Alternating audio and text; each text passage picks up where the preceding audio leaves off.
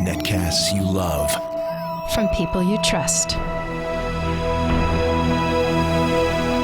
This is TWiT.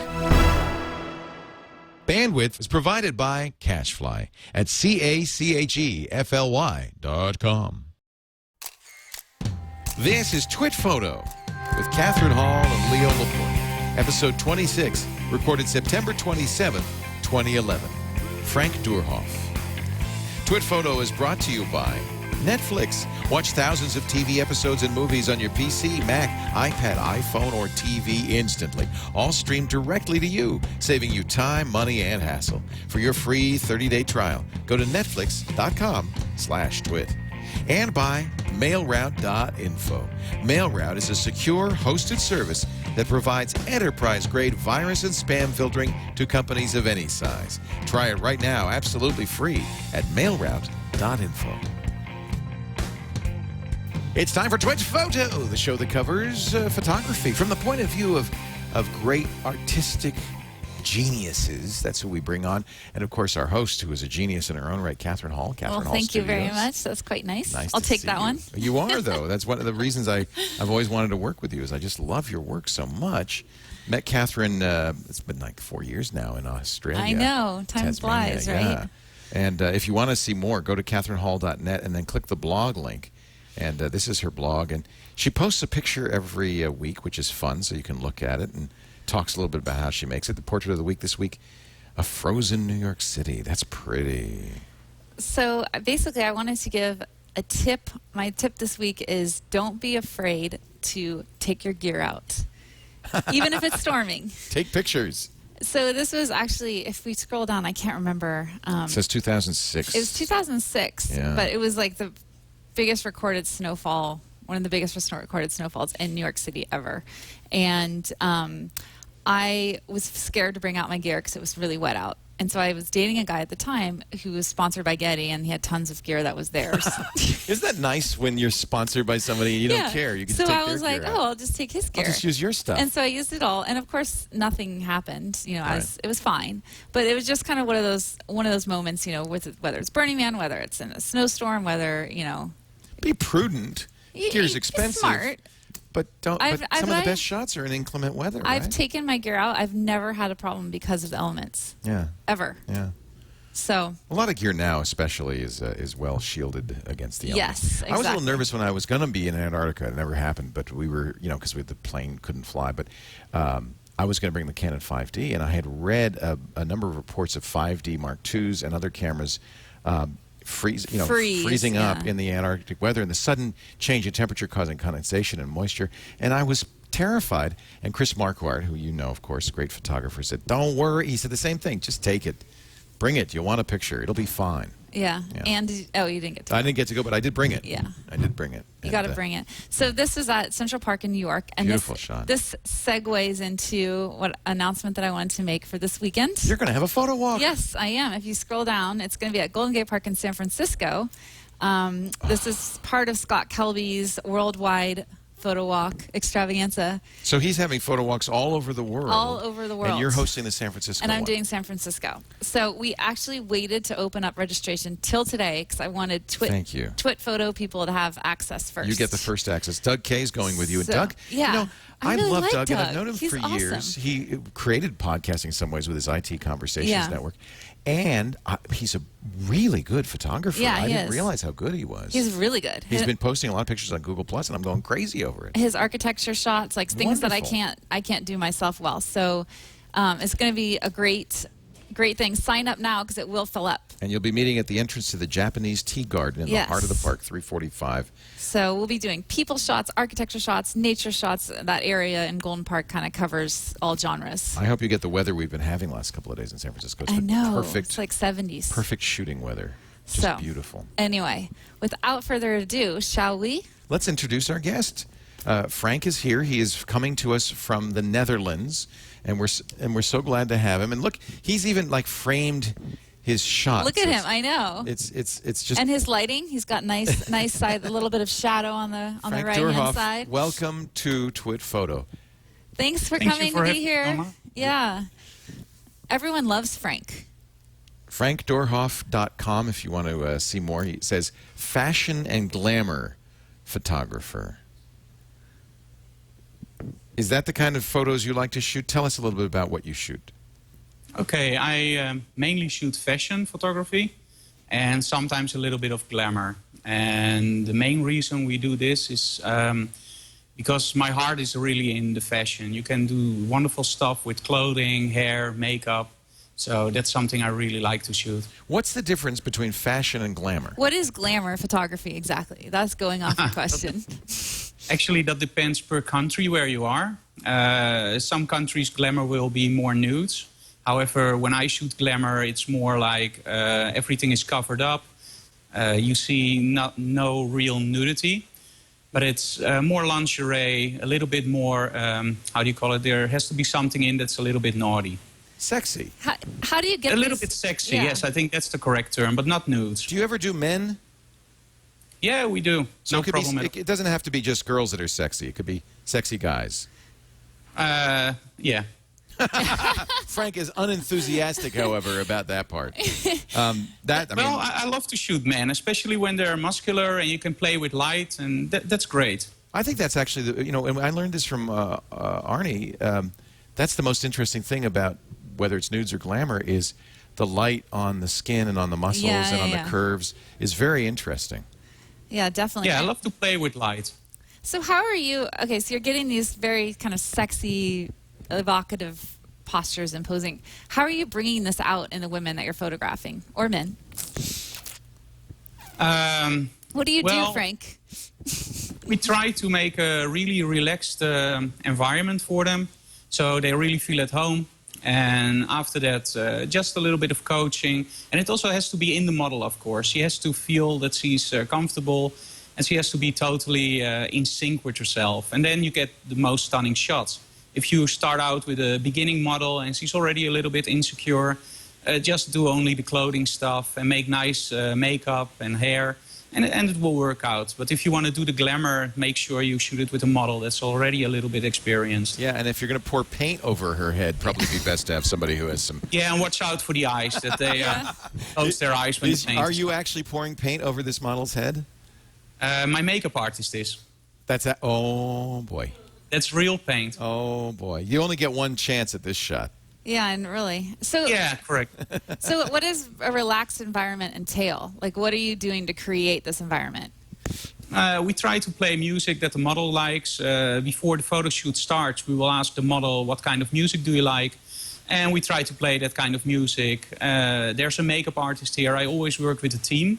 So the models are never alone in the studio. There's a makeup artist. There's one of my assistants. My, how do you call it, regular assistant, Wendy. She's not here right now, but I've met intern here, Evita. I love that. And they ease the model into the photo shoot. So when they come in, there's already a girl there, and they can just talk girl stuff, get into makeup, and that works really well. Are you doing these mostly on commission, just for the art of it? What's the story? Well, the funny thing is, I started out shooting for an artist, and then my telephone got ringing, and we got a lot of assignments for models for a day, hairdressers, and some magazines. And in the end, I didn't feel at home with the magazines. You know, there's hardly any budget anymore. And when they publish your images and you see that the staple is going through the head of the model, or they cropped it wrong, or they mirrored the image. So a lot of people ask me, because of my lighting, if I would be interested in doing workshops. So a few years ago, I decided to take the gamble and start doing workshops. And that paid out very well, I must say, because at the moment we're totally specialized in the workshops. That's great. You get to do what you love, and you can make a living at it at the same time. That's great. So what is unique about your lighting, Frank? There's definitely something. Lighting is for... I know. It's lighting very for rich. everybody's. Lighting for everybody is, of course, unique, because every photographer will do it his or her way. That's also what a lot of people ask me. When you teach workshops, we teach the workshops twice a week in the Netherlands. And they say, aren't you afraid that people will copy your style and there's a second Frank Doorhof out there? And to be totally honest, I'm not, because every photographer will shoot in his or her own style. So it's all about angles. It's all about the moment you press the shutter. So I don't think there's something unique in my lighting. I think it's all choosing your angles. And yeah, I think a photograph not only shows the personality of the model, but also the personality of the photographer. Absolutely, and I think when you can do that, that's one of the points that makes you different. I'm starting to realize that now. Now that we've done so many great photographers on this show, everyone is unique, and you're absolutely right. The personality of the photographer is always present in the photo. I didn't realize that before. Is definitely. So Frank, you're known as, even though you don't love this term, the Lightmeter guy. Well, how did you get this? He's always doing this. That's why. Oh, look. There it is. See, he's firming it. Yeah. Yeah, it's always close to me. You know, it even goes with me to bed. I'm not going to ask anymore. I think that, let's talk a little bit about Don't this. ask. Let's talk about this because an amateur like me just assumes that the metering and the camera is all that I really need to worry about. Well, even a pro like me, and you're going to hate me for saying this, Frank, but I kind of rely on my histogram. Apparently, Frank thinks See, there's a better way. Yes, he does. And I want to know... There is a better way. Well, you know, it's not just me. There's a lot of leading pros out there that are teaching lighting or specialize in lighting that are kind of ditch their Lightmeter. Why should we not ditch the Lightmeter? Okay, the first thing you have to realize is that there is a lot of talk about light meters on the internet, and it's overcomplicating. They're often doing stuff like the light meter is some kind of voodoo device and it's evil and you shouldn't need it because it's too difficult. In fact, the light meter is the most simple tool you have in your arsenal, but also the most powerful. Like, let's say people say, well, when you shoot digital, you also have the histogram. The only thing I ask people is, when you shoot models, give me the numbers for your skin. And they look at me and they're saying, like, what do you mean, give me the numbers for your skin? I said, well, it's very easy. If you base everything on the histogram and you need to have your skin exposure correct, you should know the numbers for your skin. Because otherwise you will never have correct exposure. And they're like, yeah, but I just look on the monitor and it's okay. And then I give the example, okay, we're on 3 locations. The first one, you have a little bit of light hitting your monitor. The second one is in a dark room. The third one is outside in the sun, but it's a little bit cloudy. So how do you make a constant image? And then they're like, yeah, we'll fix that in Photoshop. And you know, one of my mottos is, why fake it when you can create it? And I love photography, I love Photoshop, but I also love my family. And I want to spend most of my time I have left with my family, of course, in our busy schedule. So when I use a light meter, for me it's very simple. You aim it at the light source, you press the trigger, you get a number, you set your camera on that number, and wherever you are, in whichever situation, you will get a correct exposure. And of course the histogram is nice, but it only shows you the distribution of the tones within a scene, and it doesn't give you correct exposure. It only shows you if you're clipping your blacks or blowing out your highlights. And that's all. That's what the histogram does. So let's look at this shot. This is a beautiful shot of this guy. And obviously light is very important in this image, to get the skin right, to get the light in the eyes, the background right. Tell me how you lit it and how you would use the meter in a situation like this. Okay, maybe it would be cool if I show you how I lit something. Oh, well, thank you. Even that would be better. wonderful. Let's see. So let's give you a little tour about with our studio. So our cameraman will now follow us. Scott Kelby, he started this. I know, we love Scott Kelby. Look at this, it's great. So you will see here that we have already set up a light source, and we have our beautiful model here, Marie. And let me grab one of the triggers, and I will show you how we measure the light. So actually it's very simple. You just let your model stand against the wall. And what I'm now doing is just showing you some little tricks with what you can do. Aim it towards the light source. Can you stand against the wall, please? Aim it towards the light source, and I will get a measure of f11. So now I know 100% sure that if I set my camera on f11, my exposure will be correct. So if I take my camera, and let's start out very simple. And our cameraman will also focus on the laptop, so you can see the images coming in. And let's start very simple. So we shoot on f11. Take the first shot.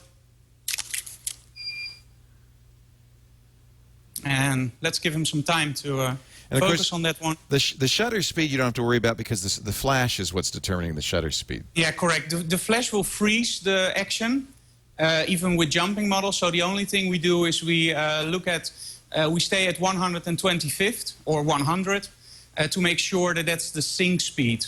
Most cameras with studio strobes, they will sync at 100 or 125th. And not higher, unless you're shooting medium format. I'm holding a medium format camera here. And some lenses are leaf shutter lenses, and those can go up to 1,000th of a second without losing any light. And the most fun thing, however, is what I'm going to show you now. You've seen that I now shot my model from one angle. And it looks great. It's perfectly lit. You're exactly right. Okay, watch this. Now I'm only changing my angle. Let's see what happens now. So let's zoom in. I didn't change anything about my light setup. Oh, look at that. Okay. Still perfectly exposed, but modeled completely differently. The light, that's wonderful. Okay, now we do it even better. And we're also getting in some lens flare, which is intentional in this part, because I want to have a little bit of a move in the image. So you went all the way around to almost behind her so that you're shooting towards the light here. Correct. I'm shooting towards the light, getting a little bit of lens flare in, and giving a high contrast image. So when I go back again, you will see the difference. The camera will stay on the laptop, so you will see very quickly what it does when I change my own position. But at no point do you have to change your aperture because... oh, no, I don't have to change my aperture. You know it's perfectly lit. Big difference. Look at that. And that's with and it's a single point, right? There's just that one big softbox there. One strip light with a grid, and the only thing I'm doing is changing my position. And now let's make it real moody. Love this. Yeah, I love the moody stuff. Yeah. There we go. So now you've seen me walking around the studio, taking different kind of shots. And that's the main thing that you have to realize when you're shooting photography. You're playing with light. And as long as you play with your lights and you measure the light, you can just move around your model. And by changing your own position, you can make beautiful images ranging from low contrast to high contrast images. And also include a little bit of lens flare to give it a little bit of mood. And again, it's the same position I'm shooting from. It's the same light setup. I'm only changing my own position. So how often are you physically changing your position versus moving lights around? Constantly, especially outside. You know, a lot of photographers, they go outside and they complain like, oh man, there's way too much sun, or I can't shoot here because we have clouds in the sky. If you understand how light works, and this simple demonstration was just one of the things I'm going to show you today, but if you understand how you can move yourself around, that works with video, that works with photography, it works in the bright sun, it works in clouds. Just move around and see what your light does for you. And that's maybe the main problem with people who are now shooting digital. They're used to just shooting, seeing the image, and okay, it's an okay shot, let's go. And they don't want to go into the theory behind light anymore. And also, that's why they probably trust on the histogram and not on the Lightmeter. And if you know the theory behind light, a setup like this is something that will come naturally for you. And you will find the correct shot and angle. Now, of course, you can't use a Lightmeter in an outdoor or a live situation, right? I mean... of course you can. I will go back into the light, by the way. So you will have a clearer image. See you and we'll do another shoot in a moment, don't worry. Oh, good. So you will bring the Lightmeter even outside? Yeah, of course. When you look at the Lightmeter, I don't know if Gert can zoom in on the meter. So what meter do you, is that a Sekonic, it looks like? It's a Sekonic 758. And there are several settings on it. It's now on non-chord mode.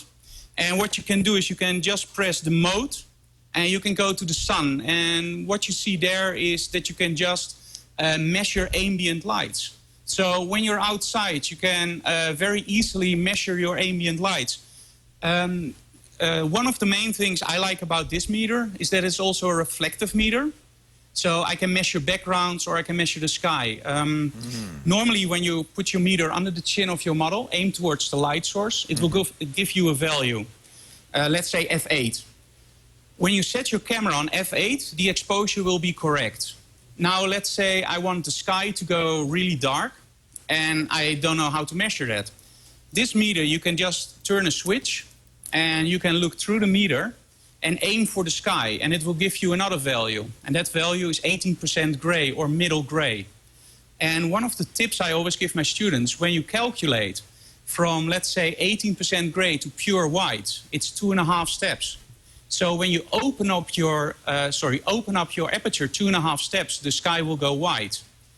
The other way back, it's 4.5 steps. So if you close down 4.5 steps, the sky will go dark. And that way you can create the mood outside. And you can't do that with the histogram. You really need a light meter. And the fun part is when we do this during workshops, we set up in like 1 or 2 minutes. And people will really go like, okay, if I had to do this by the histogram or looking at the back of my camera, that will take me like 10 minutes. And with the light meter, we do it within a minute.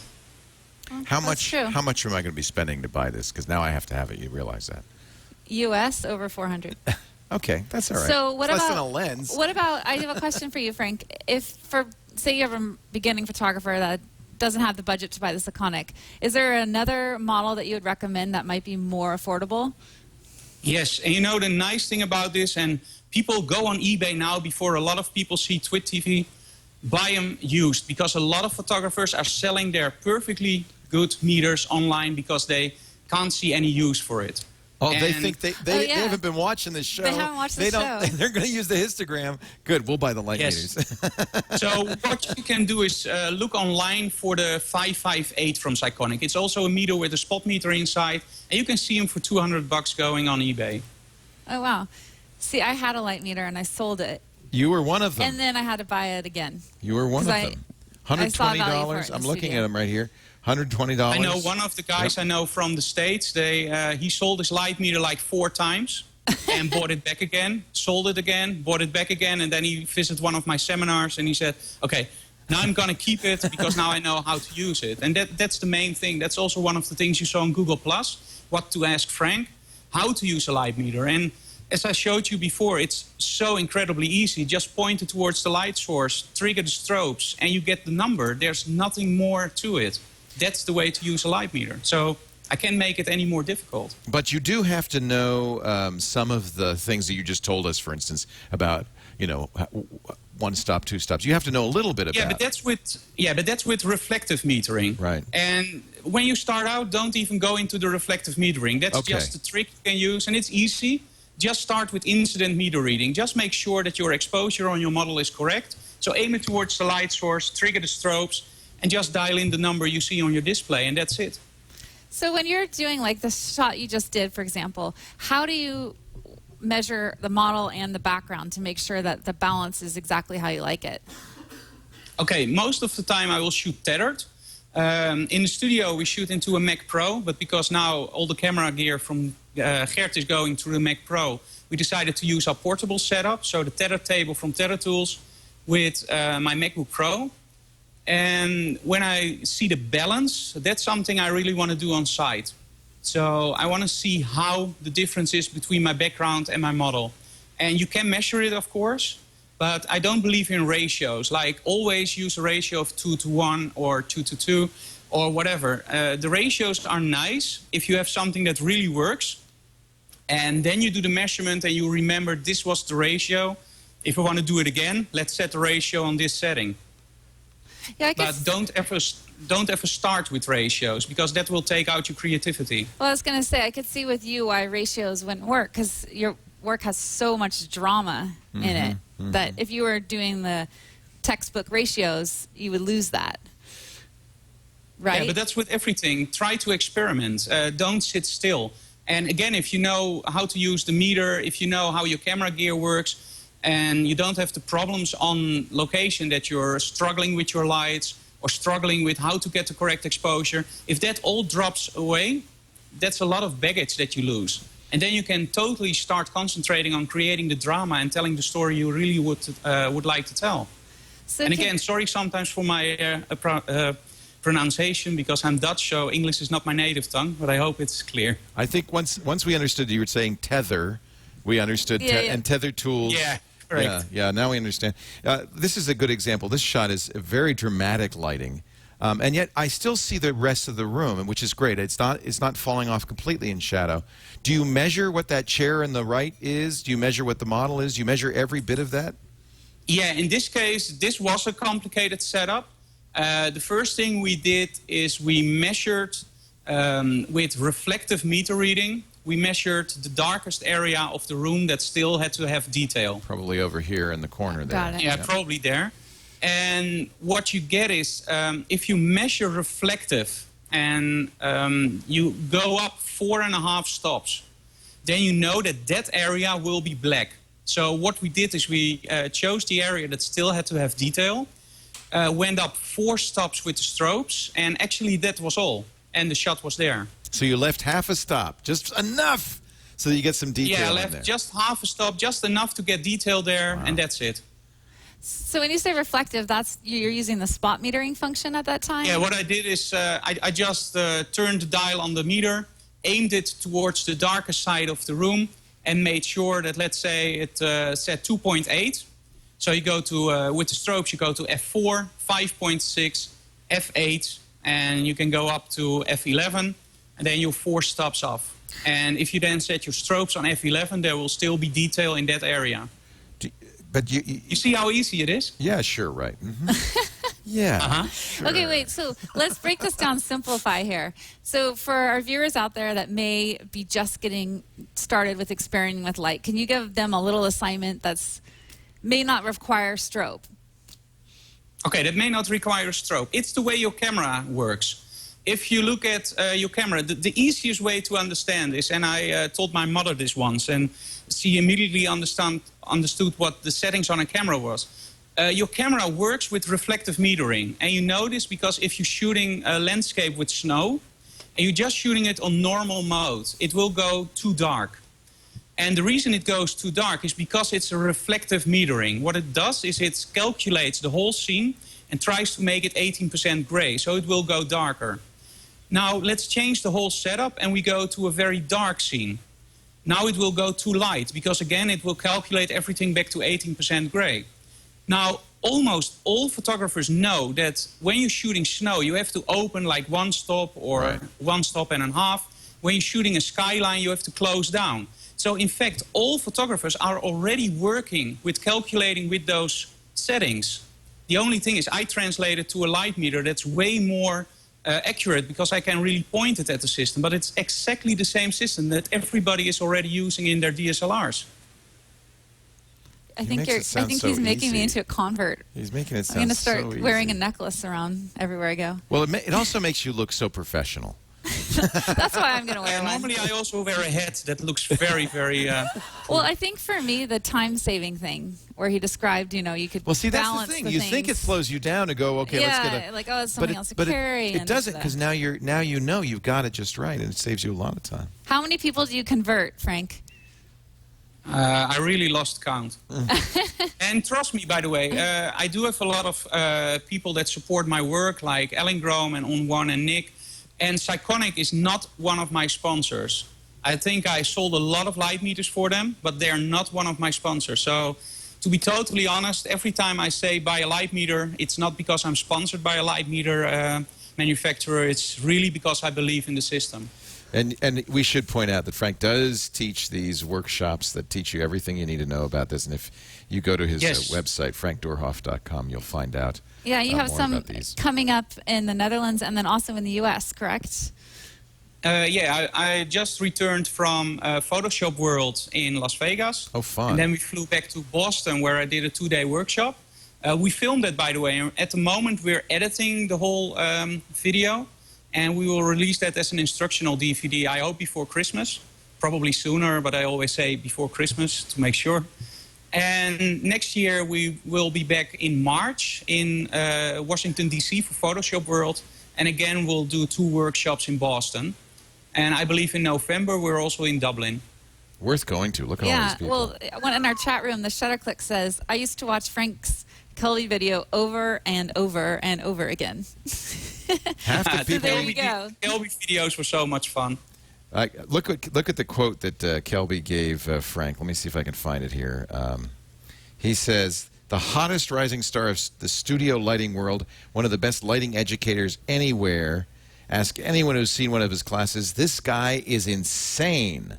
I've learned a lot from Frank and was a fan years before I ever met him in person. That's pretty high praise. Yeah. That's pretty high praise. And Scott is a very, very nice guy. We got more demos from Frank Doorhof, our guest, and I'm going to let you get ready for your next demo while we take a little break. Okay, Frank?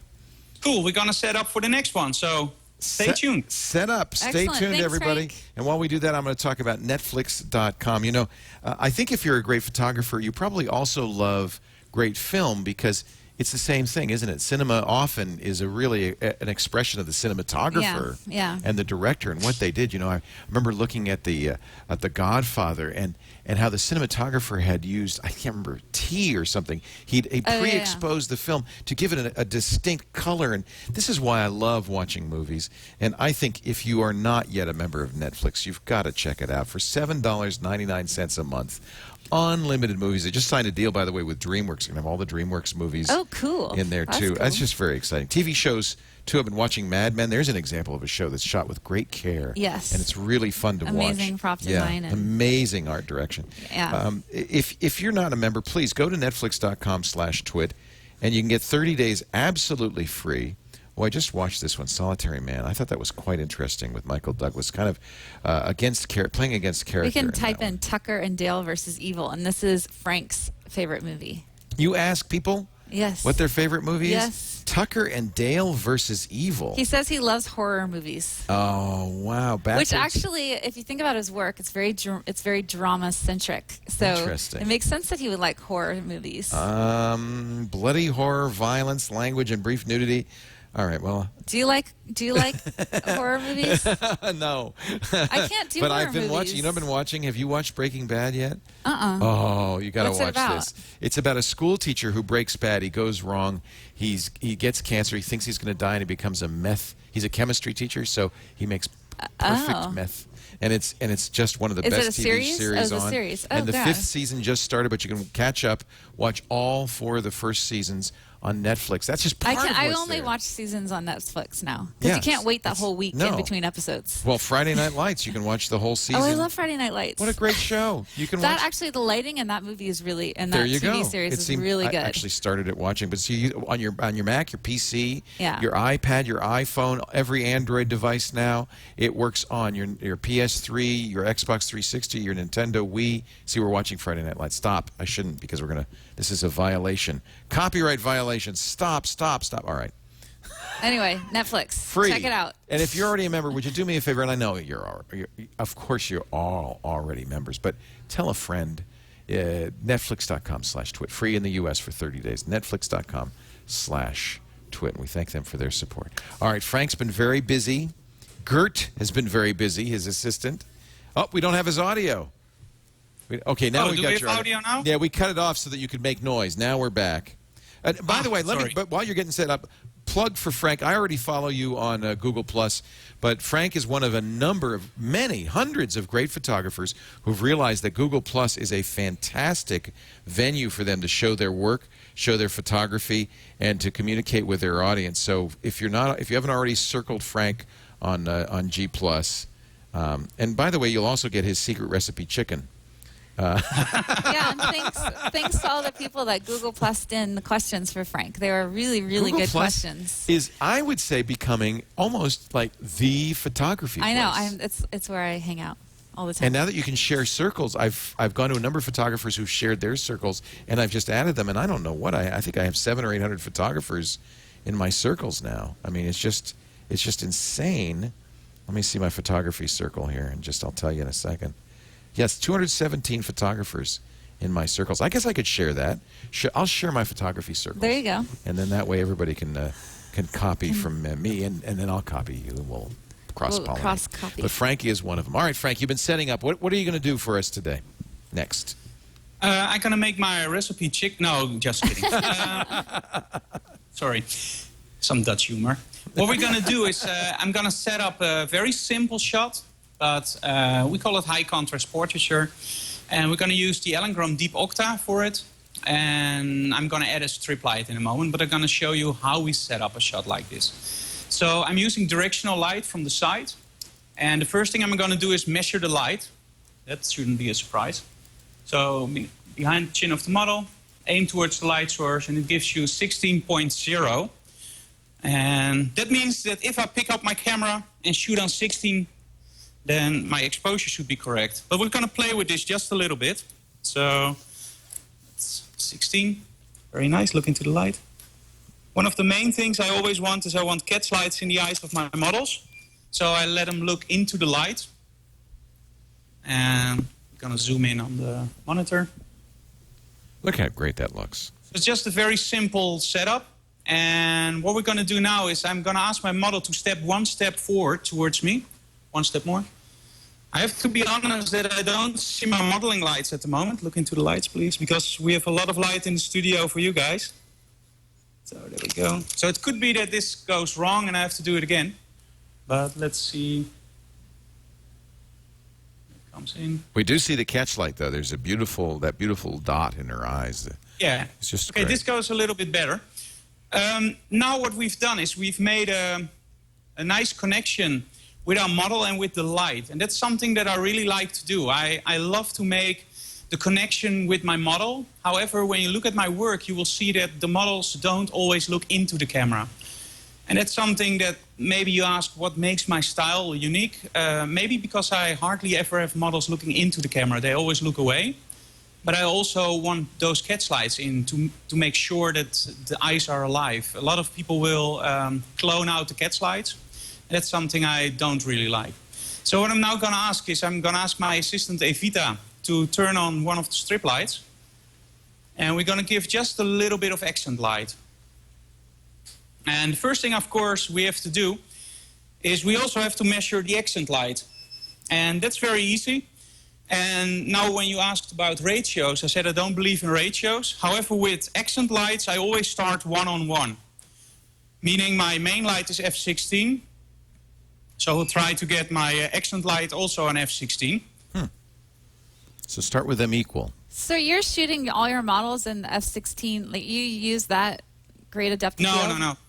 It's just because at the moment there's a lot of extra light. Yeah, there's a lot of extra light in the studio too, right? Yeah. There we go, f16. And f16 is not a number I will use normally. I will shoot.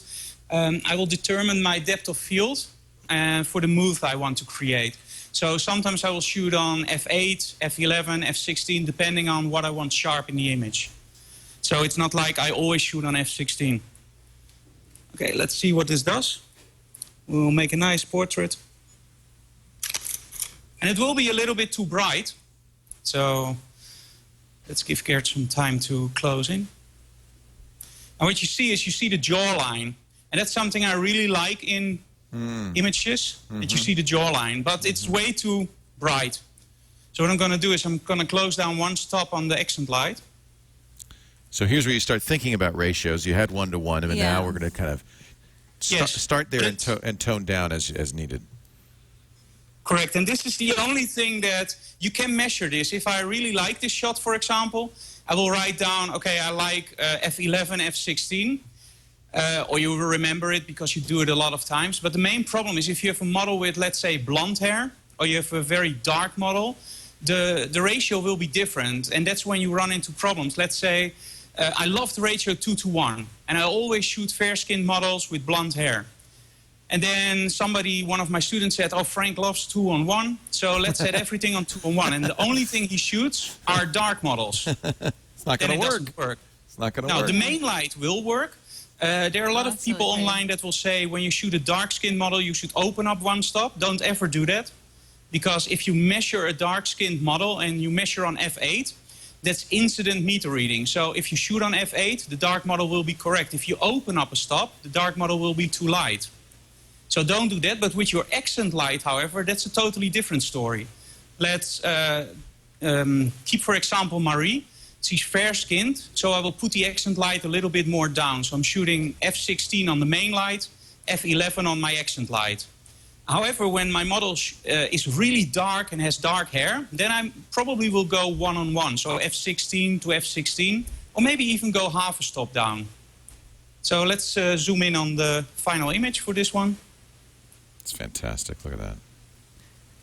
So how are you shaping or aiming the light to get that nice jawline highlight? Actually, at the moment, I just have to do it with what I see. And normally in the studio, we have it really dark. So I will normally just see what I'm doing with the modeling light. Modeling light, got it. Yeah, and when I'm outside, I will do a so-called cross metering. And that's very easy to explain. I will take out the meter and I'll show you. What you can do is, and that's something that's really a good trick, is you measure here, here, and here. And make sure that the light doesn't fall off too quick. And that way you can predict where the light will fall. Got it. And then when there's you're, also some, yes? When you're shooting outside, what's your way of getting a catch light? Do you always have strobe with you or outside, or do you use reflectors, or what do you do to illuminate the eyes in an outdoor setting? Normally I will say to my model, look into the light. And she will look into the light, and then automatically you will get catch lights. Another trick, and that's not perfect science, is when you say to your model, make sure that from any direction you could see the light. So you don't have to look inside the light or towards the light, but make sure that from the corner of your eyes you can still see the strobes going off. And that will warranty that you have catch lights. So it makes a good model. And outside it's for the model. Yeah, it makes a good model. It's someone who doesn't squint when they're looking into the light. Yeah, I know. Do you ever use reflectors? I hardly use reflectors, to be honest. I normally am the one who will go for an extra strobe, because with a reflector you always have to think about your angle. So when light hits the reflector like this, it will go that way, or you can just bounce it a little bit. If you use an extra strobe, you can make it do whatever you want. And if I don't have an extra strobe, of course I will use reflectors. And sometimes, as in this, you like to get a little of the light itself into the shot. That's a neat effect. Yeah, without a doubt, of course. Yes, you show an image like that. That's one of the things I really like to do. Yeah. So, Frank, would you say it's fair to say that you're not afraid of the dark? Go into the light. No, I'm not afraid of the dark. No. I love Why shadows. do you think so many photographers are afraid of the dark? Because shadows are the soul of your image. And the main problem with the soul of the image is it's very easy to make a flat light. You just place a big softbox, and we all started out that way. Just place two softboxes, one on the left, one on the right, and just shoot. However, when you go into simple how we see things, let's say we have a soccer ball that's white against a white background. We use a white background and we use two softboxes on the soccer ball. What will you get? You will get a white dish, and there's no ball. Now, one of the strokes that's hitting the soccer ball, just turn it off, and what you will see is you will see depth. And that's how important shadows are. Without shadows, there is no depth in an image, so no three-dimensionality. And when you realize that, you will certainly realize that when you shoot with strobes, you can, of course, shoot straight on the model. However, if you shoot from the side, you will create nice shadows. The only problem is that you have to know what you do with your shadows. So, and that's where a lot of photographers go wrong. They place the shadows the wrong way, or you see nasty no shadows.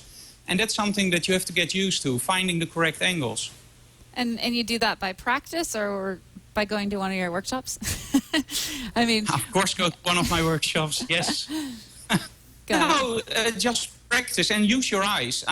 What I don't understand is that you see a lot of photographers shooting with the camera against their chest. They give the model directions, and then they put the camera in front of their eyes and they make the shot. When I coach my model, I will always look through the camera lens, because that's the way I'm going to shoot. So when I see how my light hits the model, and that's really very sensitive, at that moment I will shoot.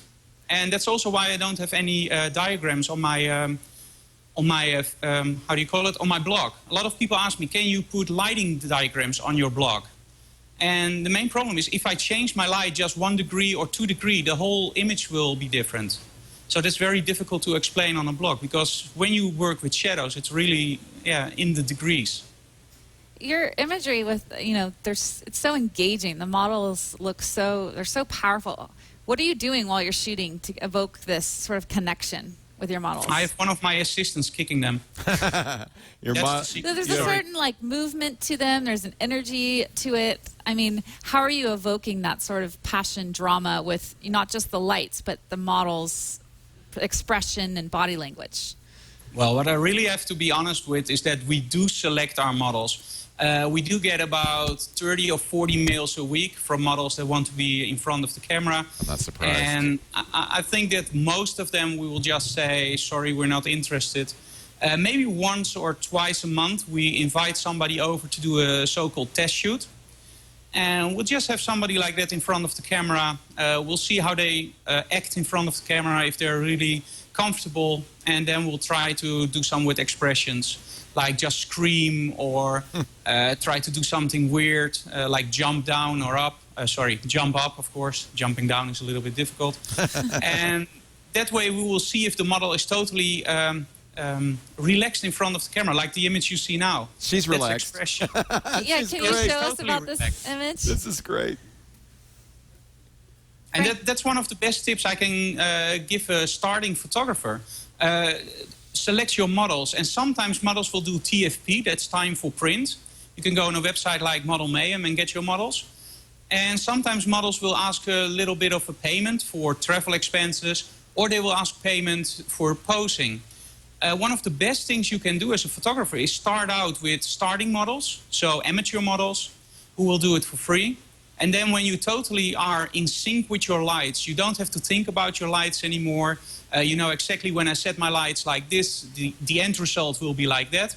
Then invest some money in a good model, because the good model will really lift your own performance and your portfolio to a new level. And when you have nice images in your portfolio, the better models are willing to do posing on TFP mode. And that way you move up the, how do you call it, food chain? Yeah. And you can get more and better models. What's a TFP model? What does that mean? Time for prints. Yeah, time for print. Oh, so wow. they will do it Learning for free. from Leo. So how do you suggest you go on Model Mayhem, you're looking for models. What are you looking for? What are a couple things that photographers should look out for when they're selecting these TFP models? Okay, the first thing you have to be really careful for is that, and that's really a problem, is a lot of models are not reliable anymore. So when we book models for, let's say, workshops and we don't use an agency and we use Model Mayhem, we always book like 4 or 5 models for 2 days. And we hope that 2 would show up. You overbook. Yeah, we overbook like major. And the only problem I have at the moment is that normally they all show up. So it's always really busy. That's okay. Better to have more. Yeah, but you hear from a lot of photographers that they don't show up. And what I look for in a model is I will look at how their website is written, how many images they have online. When I see like 2 great images and 4 mediocre images, I will ask the model, like, what's your experience? Why do you have those images online? And when she said, yeah, I just love my smile there, that's one of the models that will go out of the list, because we don't select on smiles, we select on great images. And a model has to be aware what's a great image, and not only because my smile is nice, no, the whole image has to tell a story. And that's how I select my models. And that can be a beginning model. We do photo shoots with girls that have never been in front of a camera. And most of the models you see on my portfolio are models that started with us maybe with 1 or 2 shoots experience, or maybe even no shoots with experience. And they just build it up during our photo shoots. So that's kind of goes back with what Arnie was saying. Like, I couldn't believe that the Playmates had only... Had never done it. We did an interview with Arnie Freitag, and a lot of the models have never... This is our first time or second time being in front of the camera. So... Do you use any other sites, or just Model Mayhem? There's one. It's One Model Place is another one. Do you ever use that? Mostly I use Model Mayhem, or we use agencies. Okay. Or when I do a workshop like we did in Boston, I have a good friend there, Brandon Stewart from Symbol Photography, and he knew some of the models, so he arranged also 2 models for me. Another thing you can do too is if I've come up with a test shoot where I really thought it out and produced a full shoot and gotten a makeup artist to volunteer, hair to volunteer, you really want to build a team to make sure that it's worth everyone's time. But I've called agencies with the shoot pitch and said, hey, do you have any girls that are just starting out that you may feel would be good? And that helps combat the reliability issue, because if they're... The agency will know. Yeah. They're not going to flake if the agency set it up. Right. So that's one thing that I found to be really We're good. going to lose your model here. She's getting more and more bored. Oh, by the way, Rich says hello. Oh, should we do another setup, guys? Let's do another setup. While you're setting up, I'll do a quick commercial, all right? And we'll have about 10 minutes to do the last demo. And I want to get your tips, too, if we can. Great. Yeah. So we'll do that in just a second. Before we do that, though, let me tell you about getting rid of spam. You know, Brian Brushwood and Justin Robert Young coined the slogan, maximum no spam for mail route. Mail route actually is an old friend of mine, Tom Johnson, who is really one of the pioneers of mail and mail filtering. I met him in 2004 when he first created MailRoute. He had just sold his company, another mailing company, to Microsoft. Frontbridge, you might remember them. They actually now sell it as Microsoft Exchange Hosted Services. And he said, I want to start something that gets rid of spam, but does it without any false positives. It does it efficiently and easily. And that's when he created MailRoute. And I started using MailRoute in 2004, and I have been so happy with them. That's 7 years, 7 million spam messages stopped from my inbox. That's a lot of spam. I don't ever even see it because, of course, it stops it before it even gets to my server. That's what I love about MailRoute. That's why you never reply to me? Yeah, well, I have a little list that I say, please, whatever Catherine sends me, put that, no. In fact, that's throw great. it to spam. No, I no do excuse. get through you. I could never say I didn't get it, must have gone in my spam box, because I got MailRoute. MailRoute is designed for somebody who runs their own server, as I do. You change the MX record for your domain, start flowing mail through MailRoute, and that's how it stops the mail. I think of it as kind of a sewage treatment plant for my email. It gets rid of all the nasty stuff. As a TWiT listener, you'll get a 10% discount for the life of your account. You don't have to have a special code. Just go to this website. It's a special one just for TWiT viewers and listeners. Mailroute.info. Small business accounts start at $2 per user per month for 10 users. And there is a new individual service, less than $30 per user per year, that they've just created because of demand from you, our listeners. So give it a try. Mailroute.info. As Brian and Jury say, maximum no spam. Mailroute.info. I'm going to do it today. Oh, I tell you. I was thinking about changing one of my email addresses this Just 'cause- morning 'cause just there's so because much I junk in can't it. stand it anymore. I don't even worry anymore. I don't even see it. What I do is I have MailRoute, so everything that goes to leoville.com goes through MailRoute, and then I use Gmail to get like whatever's left. So it's basically, I see no spam. It's wonderful. Oh, It's really I'm signing wonderful. up today. Yeah, I love it. All right. Looks like we've got our lovely model. And by the way, she's beautiful. So beautiful and so good. She's ready to do it. Yeah, don't fade into me there, Tony. Well, you know what? It's like midnight for them right now. I know. They're staying up late. No, almost. In Amsterdam, it's late night time, right? Everybody works late in Amsterdam. Yeah, that's true. Yeah. Frank, do you sleep often? How many hours a night? Sorry, I was dozing off for a moment. Let's say I need like 7 hours and I get like 6. So That's not so bad. over the years, I'm collecting something. What time do you normally go to sleep and what time do you wake up? Normally, I go to sleep around, let's say 12, and we wake up at around 6:30, 7. Can't do Oh, it. I would never be able to Can't do do that. When's the best hour of the day to shoot models? Every day, every hour. You got a good life, I got to say, Frank. So what are you I love it. What are you going to show us now? Okay, I'm going to show you very quickly how outside you can combat your problems with your light setup. As you can see, we have a lot of light, and I don't see what my light is doing at the moment, so I don't see my modeling lights. And this is what we call the cross measurement with a Lightmeter. That goes very quick. The first thing I do is I want my hotspot here, so I'm measuring here. I'm now having F11. When I move here, I will see that I have 8.05, 8.04, 8.07, 8.08, 8.09. So my hotspot, and that's a shame, was already really good. Nothing to So aim it fix. just a little bit up to make sure it's correct. And there we go. And one other trick you can do is if you want to make sure your hotspot is there, you stand next to your model. That's always a good excuse. And you look straight into the grid. And when you see the light bulb of your modeling light, you will know that she's standing straight in front of it. If a grid doesn't show the modeling light, she's off axis. So what I'm now going to do is I'm going to shoot on F11, and I'm going to show you very quickly, because I believe we're running out of time, I'm going to show you some tricks you can do with this light source. And this is just a very cheap one. It's the Alengrom D-Light with just the standard reflector and grid. And we'll show you what it can do. Single point. So the first image is very simple. It's just placing your model inside a little, like, how do you call it? A halo. Yeah, a halo. Thank you. By changing your position again, you can do it like this. But now we're going to up the ante just a little bit. And we're going to also change the position of the light. I love the shadows here, for example. Yeah. Now we're going to change the position of the light. And that's something I didn't do. I only changed my own position. So what I'm going to do... Get a little more angle on that. Yeah, a lot more.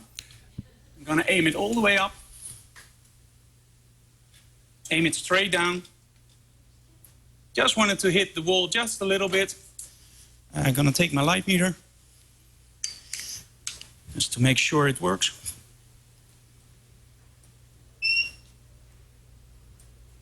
And again, we measure to make sure that the angle is correct. And that goes very quickly with a meter. Normally you would take test shots. And that takes a lot of time. And it will tire your model. 1, 2, 3, 5. So we're on F16. Take the image, and that's a totally different look. Can you look into the light, please? Very cool.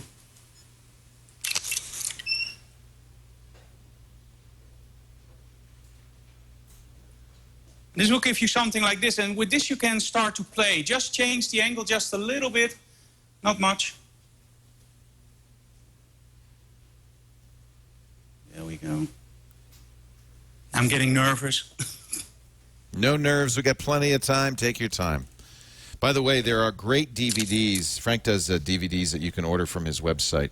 So if this is going too fast for you, there's a whole bunch of stuff. Oh, look at that. That is great. That just came out beautifully. Yeah. Now we're going to make it really interesting. By shooting down. And don't mind the background, because the background is a little bit... because we're now in the studio, normally you do this on location. Look at that. Love Oh, that. that's cool. What you I like see that. is you can make it totally dark on the backside. And again, I don't see anything I'm doing now. I'm totally relying on what I measured. And you saw how quickly I measured it. Yeah. So I hope that now the viewers will understand why I support the use of the light Why meter. you're Mr. Lightmeter? So why are you not using a softbox in this particular shot? Because I like the darkness of the grids. And please get me correct, I love softboxes. I use softboxes a lot, especially for the more glamorous shots or the fashion shots or for the hairdressers. But somehow shadows are just, what I said before, they give the soul to the image. For me, without shadows, there's just no soul in an image. So that's why I normally use a little bit more harder light. So like the grids or the smaller softboxes like the strip lights and the Alengrom Deep Octa. However, we also have the 1.9 meter Octa here. That's the really big one. And I love to play with that. So yeah, there really is no difference in light. I think you even saw some images on my website where we shot with a very special light source. I don't know if you have them there. Oh, Yes, there we go. Guess the light source. Oh yeah, let's let everyone guess. Everyone in their heads, guess the light source. Is it an actual light that's on the wall? Let's just there? say everyone can afford it. It's a light bulb. Is it? An incandescent Yes. light bulb? No. It's just a light bulb. Wow. Just a 100 watt simple light bulb. Again, you use the light meter to make sure it's giving you, I mean, you obviously can't turn it up or down, but that's really fantastic. That's amazing. That's the light meter. Where is the light bulb placed for this shot? The light bulb is placed slightly in front of the model. I think if you go, I sent there you we the go. images. If you go, there it is. There's the light That's bulb. the exact position the light bulb was. The only difference is with this image, I moved my model closer to the light bulb to make sure that the background was going darker. And with the first image you saw, the model was against the background. And that's something called the inverse square law. What that does, that's one of the most important things in photography.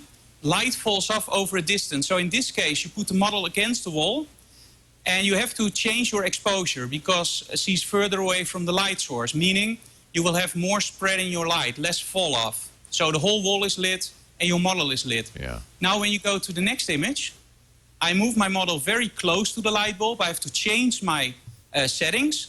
And what you now see is that one side of her face is lit and the other side is in total darkness. And also on the background, you see that it's much more moody. And it's the same light bulb. The only thing changed is that with the light meter, we set very quickly on ambient light, measuring the exposure, and we set it in the camera. So cool. So great. Wow. It's amazing what you do. FrankDoorhof.com if you want to look at Frank's site. And he does, as I say, have quite a few instructional DVDs on here. Do you want to do Frank's tips before we... Yeah, we have some gear talk, too. We've gone over them quite a bit. But, Frank, if you want to just do a quick summary on your 3 tips. Yes. Number 1 being learn to blah, blah, blah. Learn to what? Learn to master your light meter. Yeah. I think that we got a little taste of that, didn't we? Yeah, the main thing, and I will do that very quickly, is if you understand how light works, if you understand the light fall-off, like the inverse square law, and really that's very easy. It's a difficult term, but in reality it just means if you move your light close to your model, the light will fall off very quickly. So if one side lit, the other side is dark. If you move your light further away, that's perfect for groups, because then the light will fall off very slowly and the whole group is lit. If you combine that with the basic knowledge of using your light meter, there's simply nothing you can do. You can visualize a shot and think, I want the sky to go darker, I want my model to stand out, and you can set it up just in seconds. So when you master the light meter, and let's say it will take you, if you're a slow learner, it will take you 45 minutes max. Good. That means it takes me an hour. Yeah, exactly. Exactly.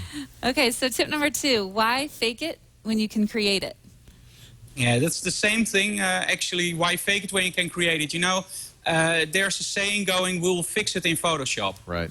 And trust me, I love Photoshop. However, most of the things you can fix on location by having your exposure correct, by having your color correct. We didn't do that today, but normally we shoot the first image in a photo shoot. We always shoot with a color checker. Ah. And there's a lot of discussions about that, like when you use a light meter and a color checker, you take out the creativity. I always tell a very simple story, and I will do this very quickly, about 2 architects that are building a house. And they're both very talented. And the first architect will first make the foundation. So he will dig a hole, make the foundation, and then start building his house. The second one looks at him and says, man, when you do a foundation, all your creativity will be done. And he starts to build on loose end. They have the most beautiful building, and there's a jury out there, and they can't decide which one of the architects is the best, because they're both amazing. So the guys shooting without a light meter, without color checkers, they can be amazing photographers. However, a freight train comes by, and one of the buildings collapses, and that's the one without the foundation. Right. Meaning, if you are shooting without a light meter, without any knowledge about photography, you can make stunning shots. I never will say to anybody, if you don't use a light meter, you're dumb or you can't shoot. You can make stunning images. The problem is, if you're ever confronted with a situation where you only have a light bulb, and you have to make a stunning shot in, let's say, 5 minutes, then you will run into problems. And by knowing all that theory behind it and everything about light, you can just see it and say, okay, I want lens flare here. I want that side of the face to go dark. And you just place your model and the image will work. So that's the why fake it when you can create it. There's no filter in Photoshop for creating a stunning image from something that was not shot correct. And look at the forums like Retouch Pro. You sometimes see people like, how do I make an image like Jill Greenberg? Or how do I make an image like Dave Hill? Take it. And they will give you an image that was shot with flat lights. Well, when you look at Dave Hill's work or Jill Greenberg, you see that accent lights were used, the ring flash was used, fill-in flash was used. There are like 4 or 5 light sources in the image. And people really believe that you can just press one button, there's a magic filter, and it will be a perfect shot. First, get your light correct, and then in Photoshop, all the images you're showing here, my Photoshop work is really maximum 5 minutes, not more.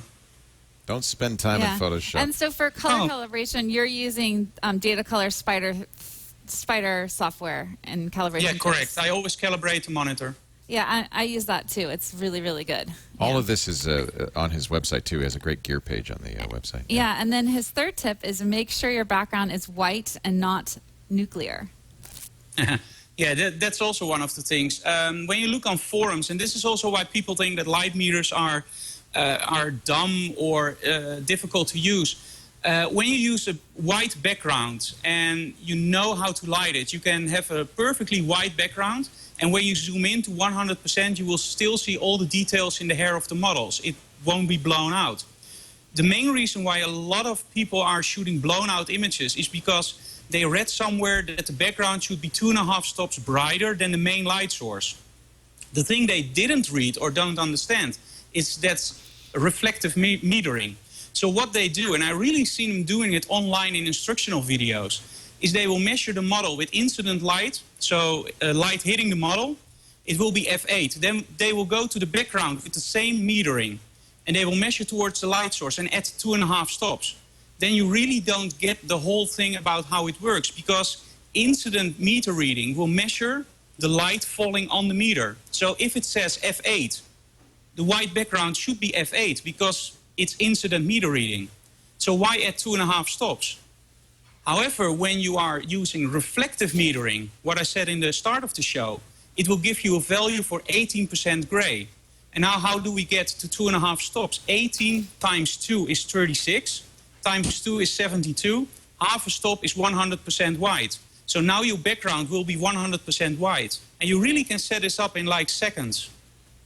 Brilliant. Great. FrankDoorhof.com, FrankDoorhof.com. And do check out the workshops. He's going to be, there's another Photoshop World Workshop coming up in D.C. D.C. Oh, and by the way, I also have an iPhone and Android app out there. Oh. Oh, wow. Tell us about that. What's that called? When you go to the app stores, you can find it on the Frank Doorhof.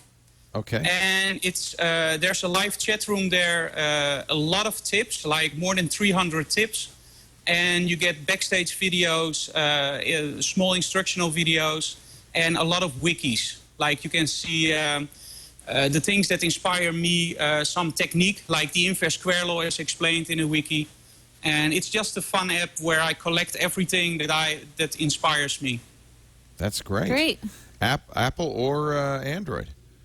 Yeah, Apple and Android, both. I'm going to download it soon. That's great. Thank you so much, Frank, for joining us. Thank you, Frank, and thanks for all your resources. Tell the model that Rich says hello from the chat room. Is that Irina? What's the model? Your model's name? Irina was your assistant. Marie. Marie. Thanks, Marie. Thanks Great everyone job for staying up till midnight. Yeah. And thanks, Gert, for shooting it. It was nice to see the demos. I thought that really was you did. great. Cameraman rocked. Yeah, there we go. Yay. Perfect. Thank you, Frank. Thanks so much, Frank. Have a good one. Thank you so very much for having me. Frank Doorhof. Frank Doorhof. DWRHOF. Like doorhouse.com. Thank you, Frank. Bye-bye, guys. Bye-bye. And thank you for joining us. We've got another great photographer next week. It's exciting. Tamara Lackey is going to be joining us. Yes, I'm really excited. She does a lot of children photography. She's got a very photojournalistic, energetic vibe to her work, and she does weddings as well. I'm going to focus on her children's stuff next week. So. Oh, that'll be fun. It'll be great. Taking pictures of kids. Yeah. Yeah. Can I just thank you for bringing such great people? Thanks, Leo. It is so much fun doing this show. I hope everybody's enjoying it as much as I am just being here. Yeah, I have a blast. It is so great. Please, we have a whole bunch of them now in the can. If you go to twit.tv/photo, you can see all the previous shows. And then tune in when we do the show. We do it live every Tuesday, 1:30 Pacific, 4:30 Eastern.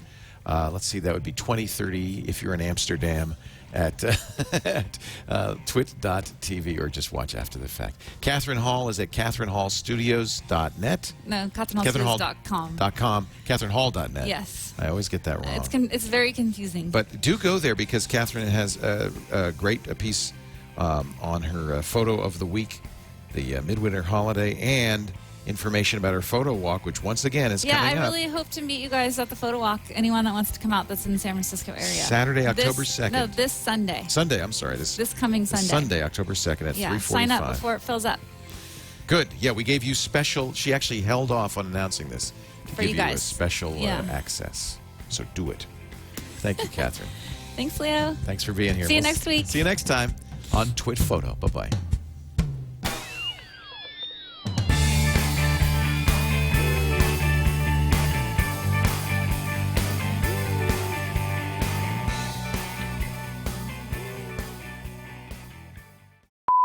Look at the empty studio.